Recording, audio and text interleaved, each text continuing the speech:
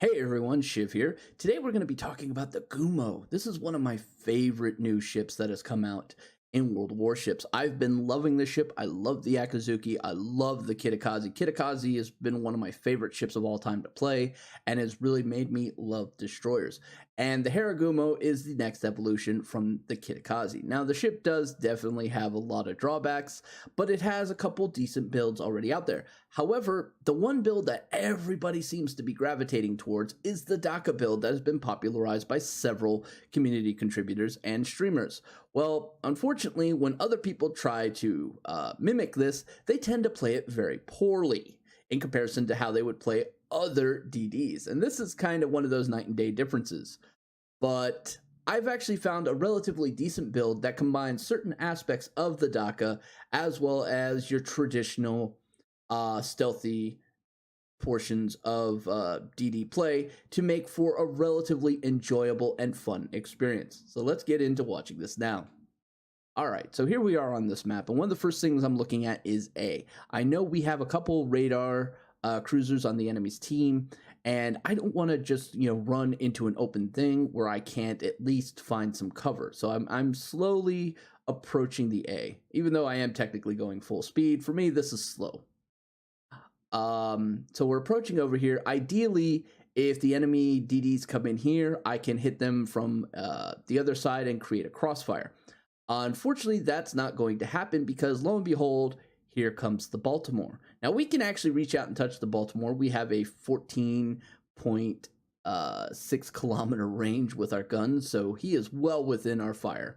But instead, we're just going to spot so other ships can take him out. And lo and behold, there's a DM. This was the scenario I wanted to avoid. So here we are. We're just going to start shooting a little bit at this Baltimore, try to get a little bit of DAC on him, trying for some fires and so on. Our first salvo hits for 3K. Second one hits for, a couple. But we also get a fire on him. There's another one for almost 2K. Boom. So we end up doing 7,000 damage in 3 salvos. That's not horribly bad for this ship. All right, so we're pulling away. That Baltimore lost a good chunk of life. I would say roughly about 40% in like the first 30 seconds of the game. So we're just trying to sneak away. Stealth is re-engaged. Yay, 6.2. You also notice that we're not just holding down the firing button and going, whee! That type of play is very difficult to control your fire. Readjusting for maximization of damage tends to be a little bit difficult. I would much rather double tap and just fling out a giant salvo of shells versus going, whee! I'm not in Atlanta. As much as I might think I'm in Atlanta, I'm not in Atlanta. All right, so we're having to make a decision here. We noticed that it was a little bit rough over there on the A side. There's 2 radar cruisers. I don't want to deal with that, so I'm coming over to D where all of our radar happens to be. And lo and behold, our gearing kills that Shimakaze. That's good. All that's left now is this Harbovask. Now, Harbovask is going to play havoc on a gearing. Harbovask beats gearing in a gunfight all day long. Gearing, however, can torp the shit out of him and make his life a living hell, and he's got the stealth advantage over the Harbovask. Not to mention the fact you've got the Cleveland here, who could also render some assistance. But looking around, there's also Yamato, and there is a Hindenburg that is going to make this a little bit of a challenge, in theory. So we're going to come across on this flank side here, allowing the gearing to basically go nose on with him, and me coming on the flank and just pounding the living hell out of him. Makes a lot of sense, in theory. Alright, so as we're approaching, I notice all these planes. That's not overly good. We're closing in on the Harbovask, and he is still in a good position for us to exploit. And there's Yami. He's a good distance away, and whoops! There's a Monarch. Where the hell did he come from? I didn't see him at all. But that's okay. The Monarch is fair enough. We are DD. We like battleships.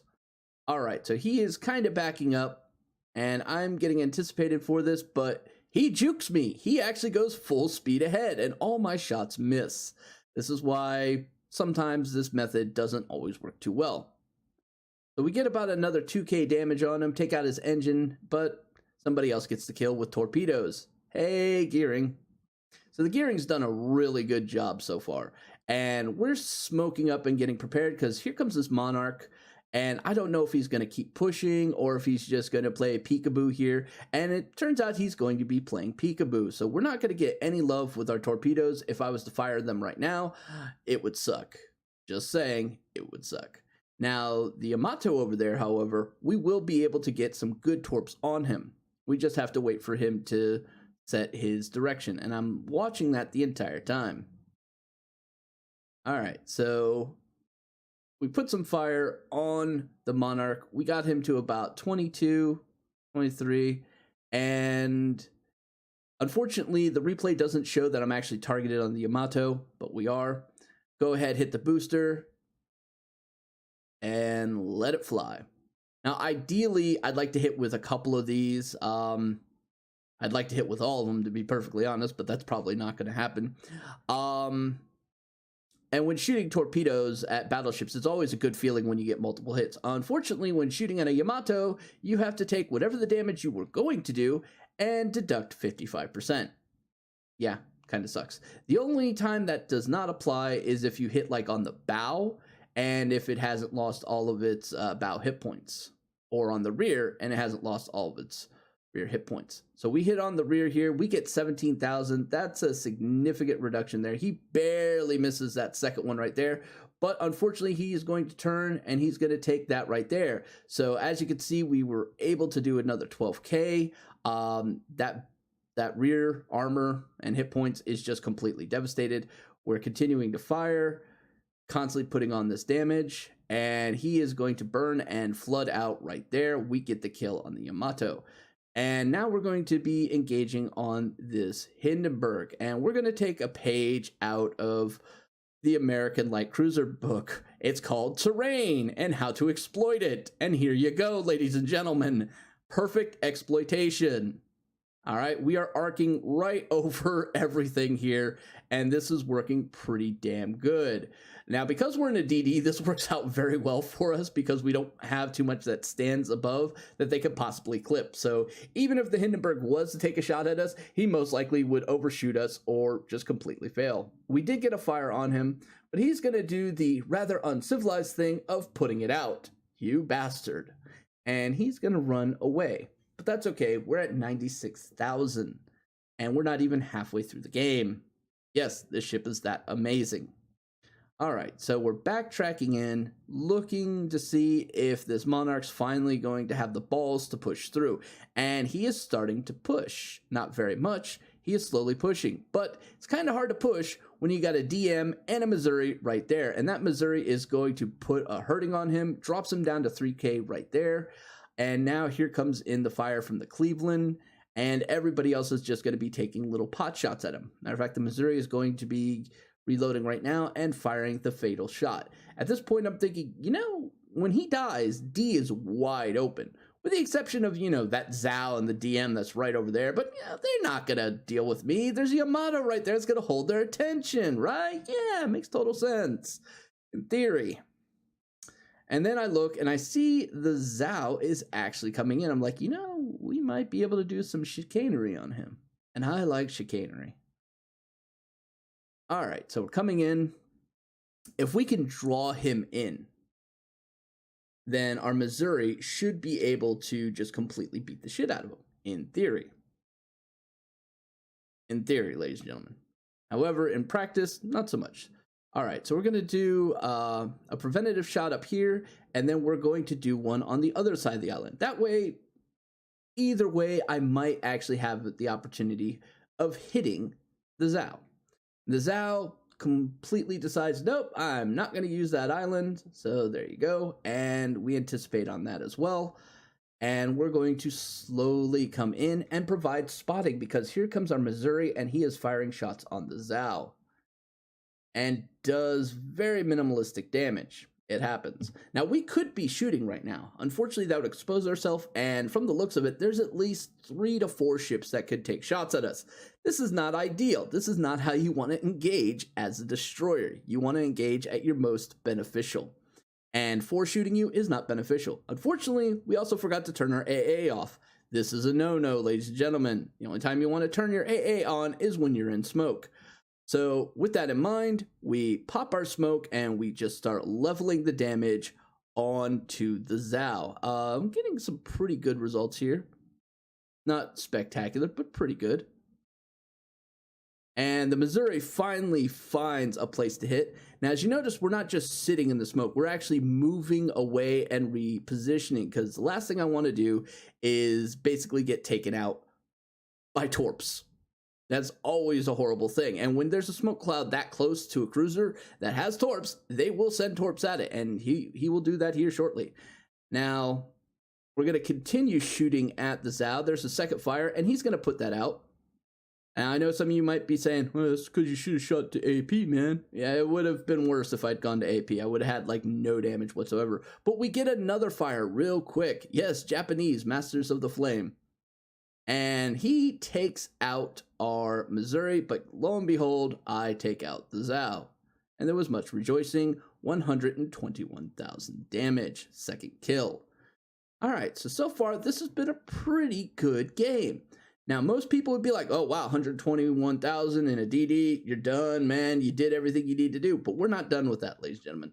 Here comes the Alsace. Now, the Alsace is a good ship, and he can hurt me. So we're going to start tagging him up. I know I am the only one over here, and this is not good. I have no support fire. In general, you should not do this. And I know I'm in a bad situation. So we're going to do some combat tactics. All right? We're going to basically keep ourselves slightly angled, and then we're going to start jamming on the brakes right here.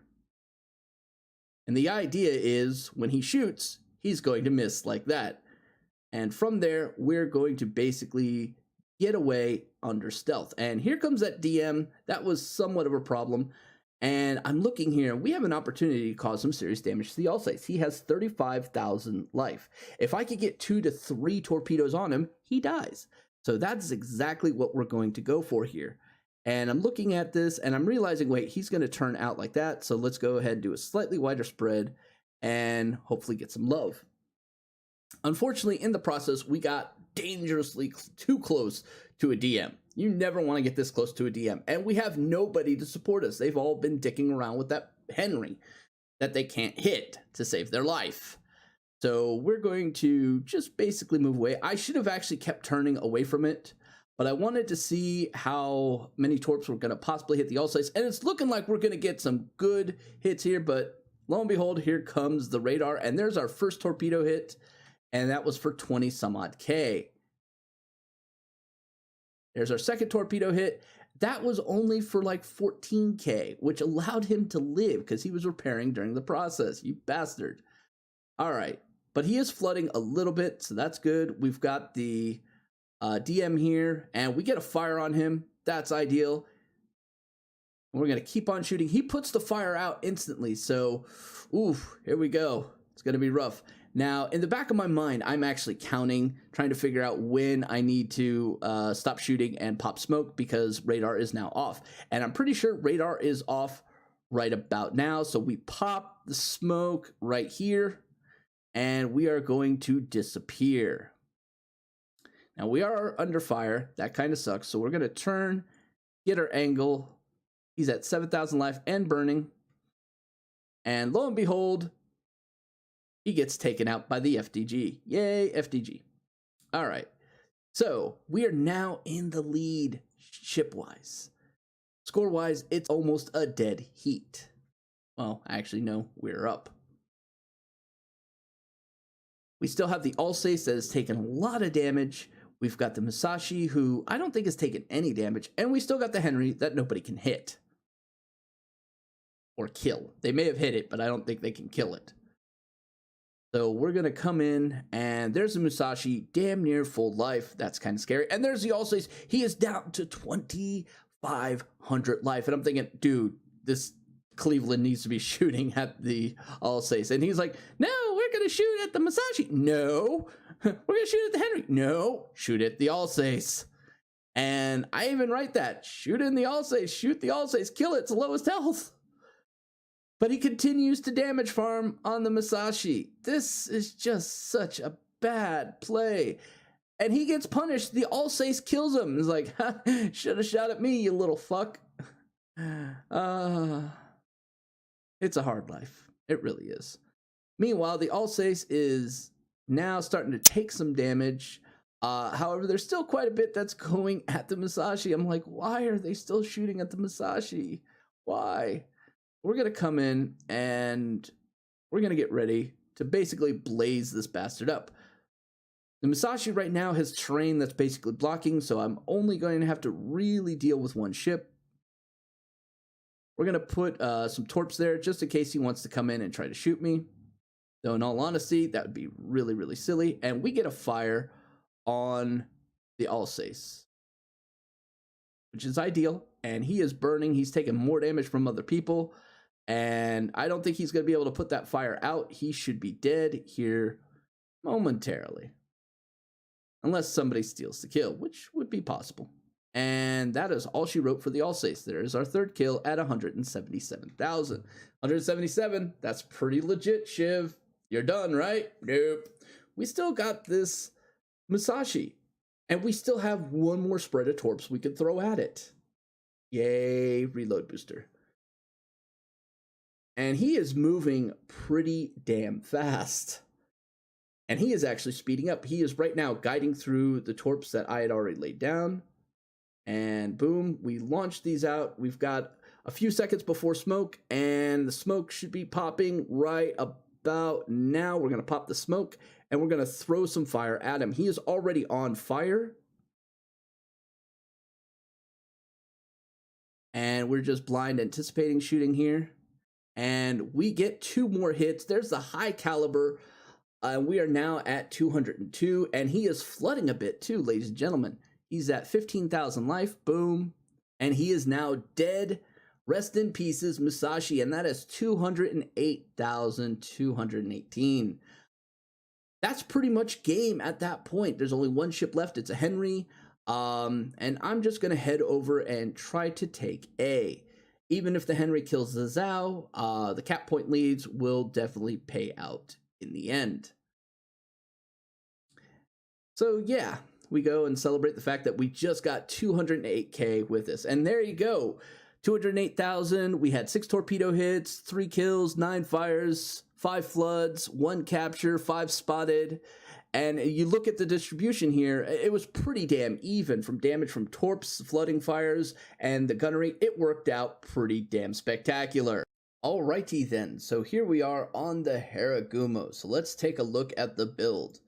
Alright, starting with the captain skills. We've got priority targeting, which already I know people are going to go, should have gone with preventive maintenance. To some degree, you're correct, but I like priority targeting. It plays a lot better for the strategy and tactics that I use. Next up, we've got Last Stand. Nobody can argue this with a DD. Last Stand is an amazing skill. Next up we've got is Superintendent as well as Survivability Expert. Here's where there's a lot of disagreements. The DACA builds generally will go with Basic Firing Training and Superintendent, or Basic Firing Training as well as Demolition Expert. The reason why we went this way is because survivability and going for the long-term play made a lot more sense. By having that extra bit of life, we were able to stay in battles a lot longer and rack up a lot more points and kills and captures and all sorts of other fun things. So it made a lot more sense to me. The Superintendent also made a lot more sense than, say, the Basic Fire Training. And here's why. I did a little bit of rough hand math with what you get for reload reduction from Basic Fire Training. Okay, so it's 0.3. Now, if you combine that with the gun modification that lowers it down another 12%, that comes out to 22, which is basically a 0.6 reduction on that. So that's about 2.4. But I started doing rough math just on the 10%. And what I discovered was, well, I'm already going to get that from Adrenaline Rush when I'm at the 50% mark anyway. So is it really worth me taking? And then I started figuring out how much damage I got per smoke usage, and my average damage per smoke usage was around 32,000 damage. Okay, so when I started doing this, that came out to 128,000 damage just from all 4 of my smokes. Now, this doesn't always happen, but it's an average. Now, we've had a few games where we've broken 200K. We had one where that was 278,000, which I thought was amazing. And I thought that might have been a record, and turns out, no, it wasn't. But when I started doing the calculations for basic fire training, I started discovering that, yeah, I would have an increase in my smoke usage, but it only came out to about 5,000 more damage. So 32 became 37, 37 times 3 came out to 100K and some change. Be exact, it came out to 111K. So I was actually losing out by not having that extra smoke. Now, this is also calculated without using Adrenaline Rush. When I throw Adrenaline Rush into those calculations, it actually gets even better for this, but it also gets better for this as well. So it's kind of a double-edged sword there. But personally, for the tactics and strategies that I use while playing the ship, I found Superintendent to be a lot more useful and allowed me to survive a lot more. So it is what it is. It also allows me to use my smokes as a way of getting away from combat, whereas without it, I have to primarily use them for combat. All right, this gives me that extra one I need to possibly smoke up a team member so they can survive. You know, it is what it is. As for Demolition Expert, I just was not a fan of it. So yeah. All right, so next up we have the tier 4 slots, and that comes out to Inertia Fuse. Everybody agrees on this. And the Concealment Expert. This one, a lot of people disagree on. They don't really see the Gumo as a destroyer. They want to see it as a light cruiser, and they're perfectly fine having like this 7-kilometer, 8-kilometer detectability with it. I am not, ladies and gentlemen. The Harugumo represents a massive threat that everybody hates. Look at ships like the Wooster and the Minotaur. The moment they're spotted, they are focused, okay? Same with the Harugumo. When I see a Harugumo on the enemy team, if it is a DACA build, I know it right away. I can look and see how many hit points it has, and I go, DACA. So the moment I see it, I will put as many shells on target as I possibly can, and I will be relentless on it, because I know exactly how much damage those ships can do. And it's because of this that a lot of players are really suffering playing the DACA builds. It's God's honest truth. So this slight little change has created a greater amount of survivability and thus allowed me to basically sit right up there, if not exceed the DACA build. So yes, now if I was going with the DACA, I would have gone with this, which would have given me about a 15-kilometer range with my guns. Personally, I don't think this is ideal. I really don't. We are using the range modification, which gives us about a 14.6, and at about 14.2 the shells get extremely floaty, not gonna lie. Over 14.2 the float is very noticeable, so going into 15 that float is even more noticeable. So for me, that did not make any sort of sense. So yes, the Concealment Expert over that range makes a lot of sense. However, if you're wanting to go with the pure DACA build, then this does make sense because you'd also get that range, but also be able to have that upgrade slot available for reload reduction. Now, speaking of upgrade slots, here you go. And this is the one change, and it is the Gunfire Control System Modification 2 versus the Modification 3. And again, it's preference, it's choice. And for me personally, I like it this way. It's worked out relatively beautifully for me.